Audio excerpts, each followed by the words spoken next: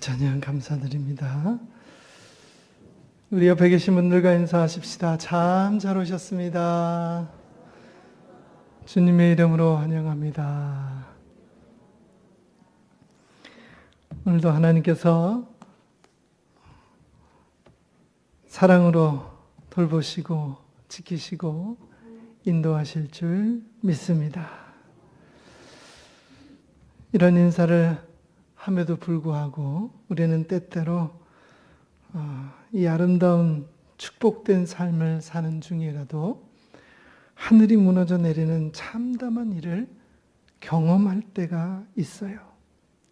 그것이 본인이나 혹은 가족의 갑작스러운 그런 중병이 들었다는 소식, 혹은 예상치 못한 경제적 큰 손실을 입었을 때, 위기를 맞이하였을 때나, 혹은 절대로 변하지 않을 것 같았던 그 아름다운 관계가 아주 사소한 문제로 깨어지는 그런 경우, 그 외에도 이유도 모르는 마음속 절망과 좌절들이 우리를 엄습하고 하늘이 무너져 내리는 참담한 일을 맞이하게 되는 이런 일들, 우리가 겪게 되는 때가 있다는 것이죠.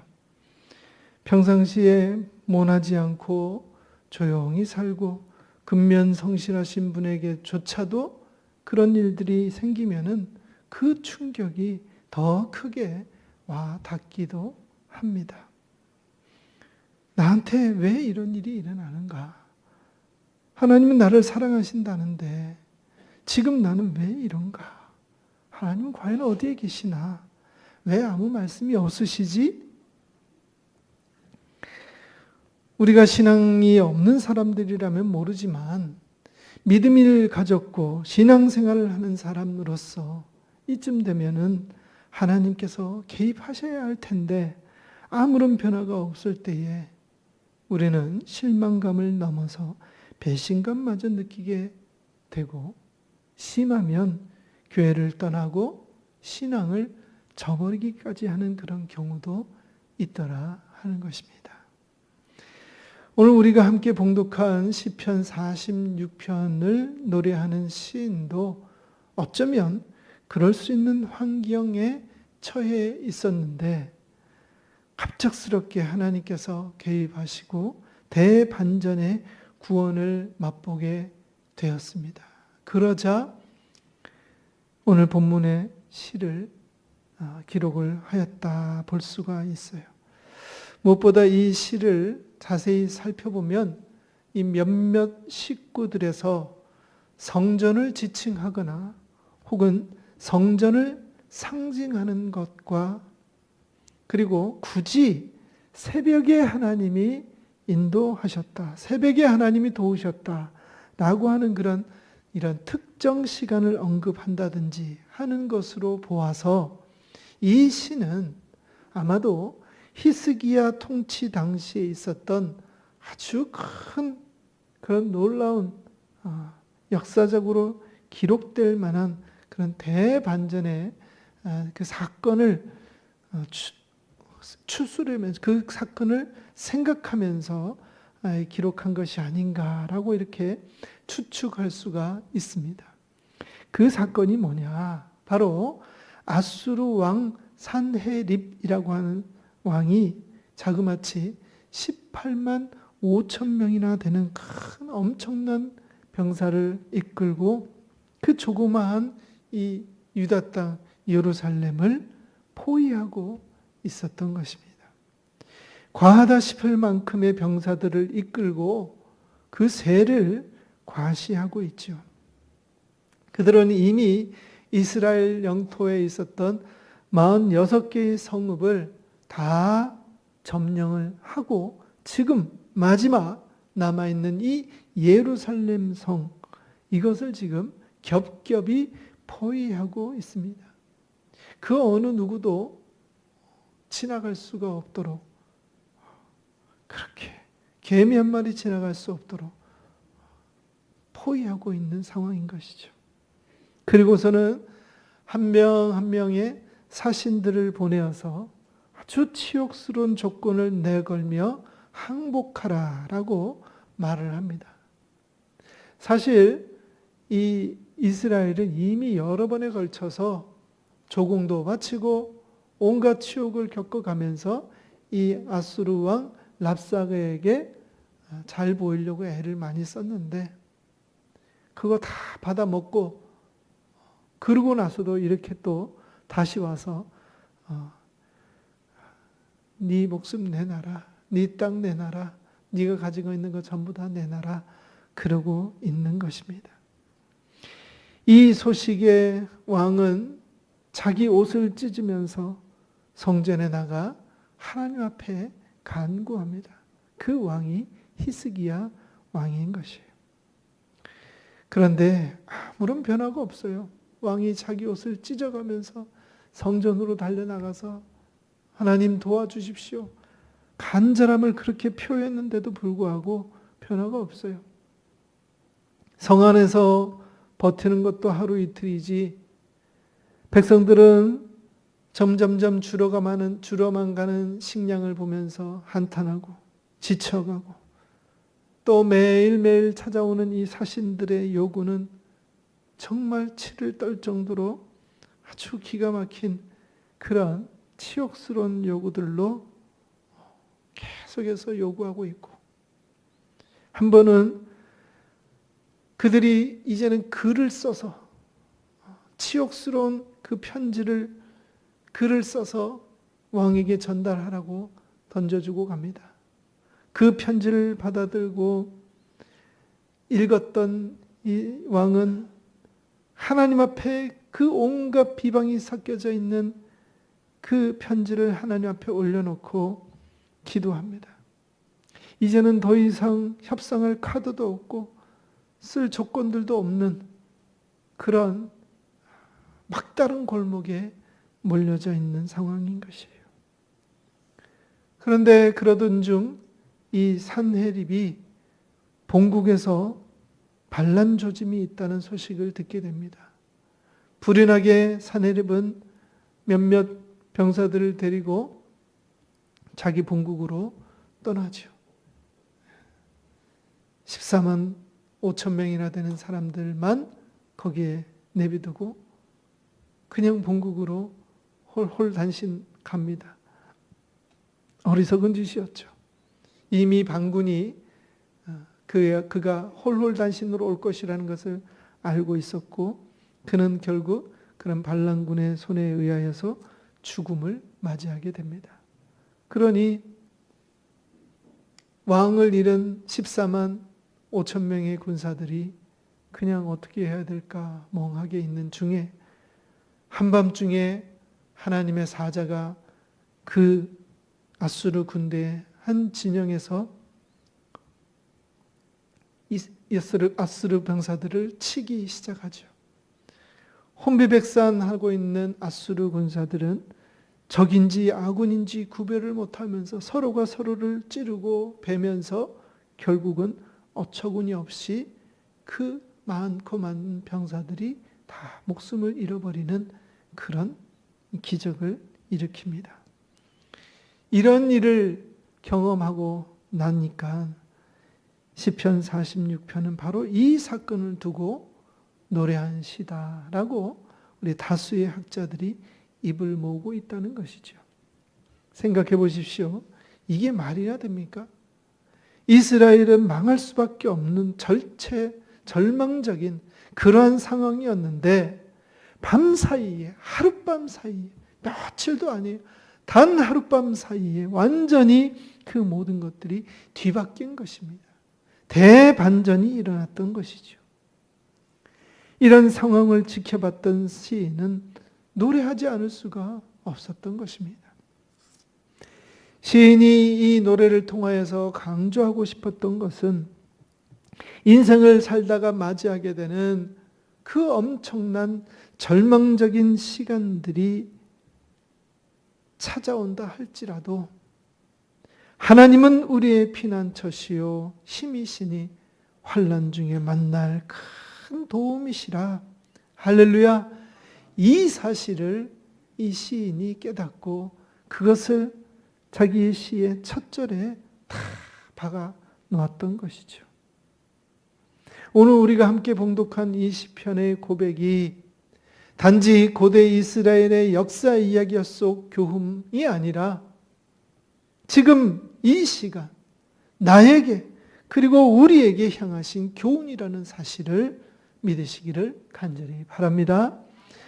한 해를 살아온 나날들 속에서 다시는 생각하고 싶지 않은 순간들이 우리 각자 저마다에게 있으시겠죠. 그 시간들이 결코 아픔으로 혹은 잊고 싶은 순간들로 그냥 묻어버리지 마시고 그런 시간들이야말로 하나님을 의지하고 하나님께 피해야 했던 시간이었다는 것을 깨닫는 그런 이 시간이 되시기를 간절히 바랍니다. 이제 본문을 들여다보면서 우리 인생 도처에 널려있는 환난과 고난의 지뢰들로 인하여서 그렇게 당하게 되는 어려움이 왔을 때에 의지하고 피하고 도움받을 우리 하나님에 대하여서 한번 살펴보고자 합니다. 이 시간을 통하여 내 삶 가운데 일하셨던 피난처 되셨던 주님을 다시 발견하시는 소중한 시간이 되시기를 간절히 바랍니다. 일단 우리는 어려움과 환난은 왜 나에게만 찾아오나 라고 생각을 하기 쉽다는 것입니다. 네, 그렇지만 그것은 오해이죠. 왜 환난과 고난이 나에게만 따라오겠습니까? 모든 사람에게 다 오는 것이죠.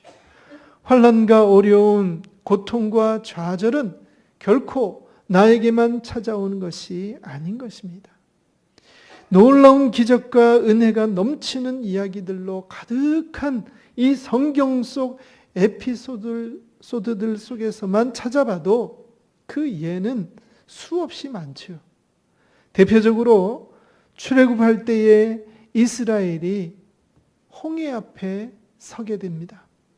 아니 10가지 재앙을 무사히 잘 넘겼고 또 구름 기둥 불기둥 따라서 가라고 해서 그대로 순종을 했고 이래라면 이러고 저래라면 저랬는데 왜 그들 앞에 넓은 광야나 혹은 약속했던 그 젖과 꿀이 흐르는 땅이 있는 것이 아니라 그 휘몰아치는 넘실거리는 당장이라도 자기들을 삼킬 것 같은 그런 홍해가 떡 버티고 있고 뒤에서는 지금 흙먼지 바람을 일으키면서 우리들을 죽이겠다고 서슬퍼런 창과 칼을 휘두르며 달려오고 있는 그런 애굽의 병사들이 있는데 어떡하라는 말입니까? 이스라엘 백성들에게는 대환란이고 고난이지요. 그들에게 무기가 있습니까? 대응할 뭐가 있습니까? 아무것도 없죠. 줄줄이 달고 있는 아이들과 또 힘없는 노인들밖에 없는 이런 상황 속에 그들이 할 수 있는 것은 아무것도 없습니다. 정말 참담한 모습이죠. 또 있죠. 꿈꾸는 소년이었고 애굽의 총리인 요셉도 기가 막힌 인생을 살았습니다. 아버지의 사랑을 독차지하면서 세상 편안한 삶을 예약하였지만 형들의 시기로 애굽으로 노예로 팔려가서 인생이 곤두박질 치는 그런 경험을 한 것이죠. 불혹의 나이가 될 정도 동안 그의 인생은 완전히 밑바닥 인생 다 무너져 내린 그런 삶이었던 것입니다. 그의 아버지 야곱은 또 어땠습니까? 형 에서의 도끼 가득 찬 칼날을 피하여서 부모님을 떠나 외삼촌의 집으로 피신했는데 그의 인생도 완전히 무너져 내렸죠. 타향에서는 외삼촌 라반에게 속아서 노예 계약을 맺어 장장 20년간이나 뼈가 빠지게 일을 하지 않았습니까? 기적과 은혜가 풍성하고 인생 역전 드라마로 가득 채워져 있는 이 성경의 인물들에게도 고난과 역경은 그들의 인생에서 언제나 함께였다는 것을 말하고 있는 것입니다. 그러므로 나에게만 어려움과 환난이 있는 것이라는 생각은 여러분들 버려두어야 합니다. 본문에서도 환난의 때가 있었음을 표현합니다. 2절과 3절인데요. 살펴보겠습니다. 시작. 그러므로 땅이 변하든지 산이 흔들려 바다 가운데 빠지든지 바닷물이 솟아나고 뛰놀든지 그것이 넘침으로 산이 흔들릴지라도. 아멘. 땅이 왜 변하고 산이 왜 바다에 빠집니까? 왜 가만히 있던 바닷물이 솟아나 뛰놀고 산이 흔들립니까? 시인은 자신이 겪었던 그 환난의 때를, 그때 느꼈던 두려움과 근심과 걱정을 이런 시적인 언어로 표현한 것이죠. 그러나 사랑하는 아천의 교우 여러분, 바로 그 절망의 순간이 하나님께서 일하시는 때이고 주님을 만날 수 있는 때라는 사실을 기억하시기 바랍니다. 5절에 있지요. 다 같이 한번 봅시다. 5절입니다. 시작. 하나님이 그 성 중에 계심에 성이 흔들리지 아니할 것이라. 새벽에 하나님이 도우시리로다. 아멘. 새벽에 그와 같은 일이 일어났거든요. 새벽에 하나님의 군대 장관이 거기 가서 이렇게 뒤집어 놓으니까 자기들끼리 알아서 다 칼질을 하고 전쟁하고 싸우고 그렇게 패망하게 되었던 것이거든요. 오늘 본문에서의 새벽은 우리가 알고 있는 흔한 그런 새벽의 의미만 있는 것이 아닙니다. 또 다른 의미가 있어요. 바로 인간의 힘이 끝나는 때를 암시하고 있는 단어입니다. 밤을 새우면서까지 직면한 문제를 어떻게 해서든 해결해 보려고 발버둥 쳤지만 모든 인간적인 희망과 소망이 끊기는 때가 바로 그 새벽인 것이죠. 할 만큼 다 해본 때가 그 새벽이라는 것입니다. 이제는 더 이상 할 게 없는 때가 바로 그 새벽이라는 것이죠. 이처럼 인간에게 기댈 희망이 더 이상 없을 때에, 그때에 우리는 하나님께서 일하시는 것을 보게 된다는 것입니다. 여러분들, 제가 늘 포스트 모더니즘이라는 말들을 많이 하고 있죠. 그러니까 한 가지 방법이 존재하는 세상이 아닙니다. 요즘 저도 가끔가다 이제 병원을 가게 되는데 의사들이 저 같은 사람을 제일 싫어해요. 무슨 말이냐? 이미 다 유튜브를 통해 가지고 공부 다 해가지고 가는 거예요. 그러니까 저하고 상관없는 그런 얘기도 막 질문하고 막 얘기하고 의사들이 해야 될 말을 제가 막 하고 있고 그러더라는 것이죠. 저뿐인가요? 저만 그런가요? 여러분들도 그러지 않으세요? 의사들이 싫어해요.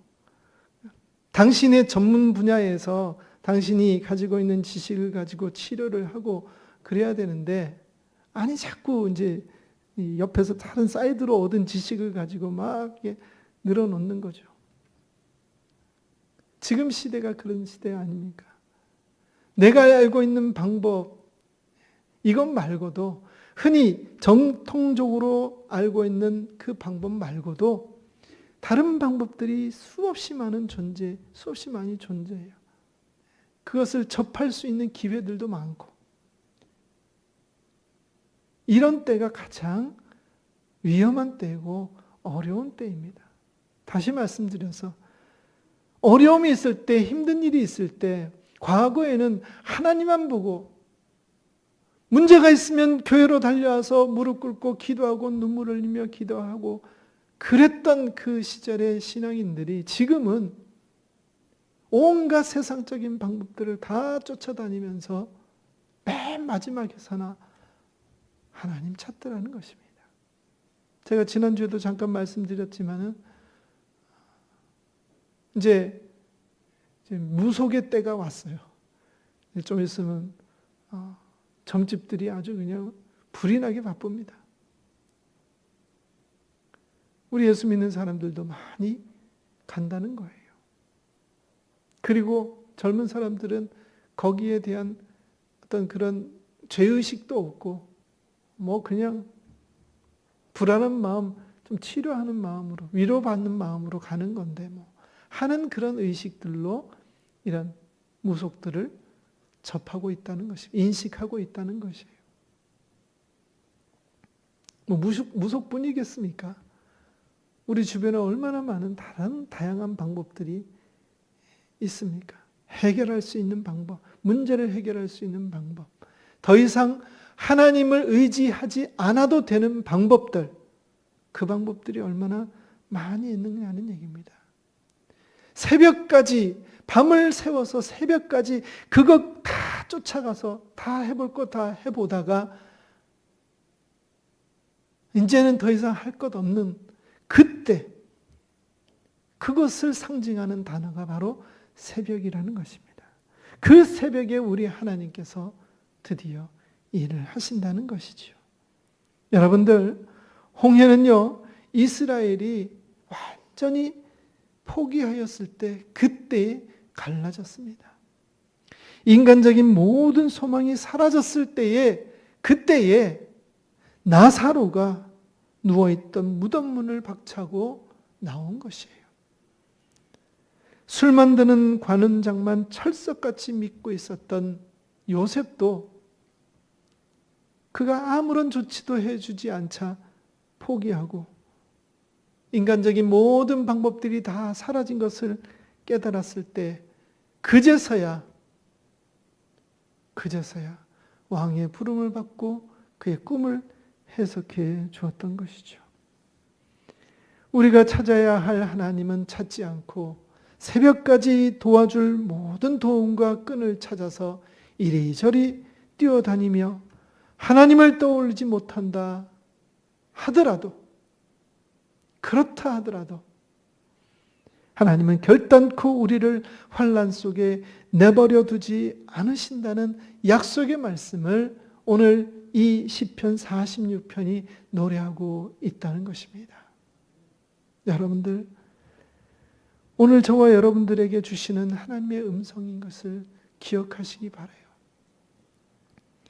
하나님은 우리 앞에 놓여진 문제만을 해결하시는 분이 아니라 우리가 그 문제를 어떻게 바라보아야 하는지를 가르쳐 주는 분이심을 잊어서는 안 됩니다. 오늘 우리가 나누고 있는 본문 1절 다 같이 한번 읽어보실까요? 시작. 하나님은 우리의 피난처시요 힘이시니 환난 중에 만날 큰 도움이시라. 아멘. 시인이 감격하여서 썼는데 먼저 이것을 쓰고 싶었던 거예요. 환난 중에 만날 큰 도움이다. 우리가 피해야 할 피난처가 우리 하나님이시. 다른 거 다 해봤더니 아무 소용없더라. 오늘 같은 때에 우리에게 주시는 귀한 말씀인 줄 여러분들 깨달으시기를 간절히 바랍니다.